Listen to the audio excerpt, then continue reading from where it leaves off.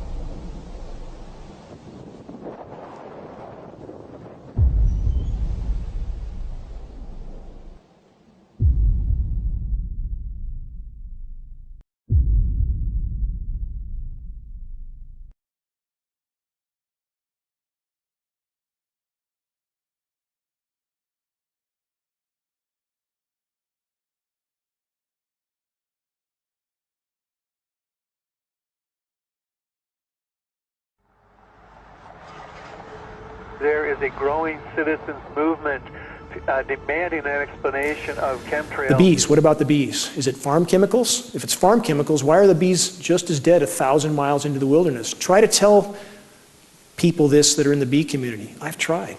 Most won't listen. I've talked to some of the head people in the country. They want to stay in their cocoons. They've been taught and trained that unless it says in their peer-reviewed, establishment-approved manual that there's something going on in our skies, then it literally doesn't exist in their reality. The bee collapse disorder appears to be most directly related to geoengineering and the radio frequency signals. One more article, A World Without Bees. Einstein said, 4 years after the bees disappear, so will humans. We're on that track now. There are so many directions that the walls are closing in factors that lead back to geoengineering. So many roads lead back to geoengineering. And crawled around. I mean, seriously, I got down on my hands and knees and crawled around. And then there's no dead bees. There are no dead bees anywhere. I mean, you can't find any bees. They flew off someplace. And never came back? Never came home. Had you ever seen that before? No.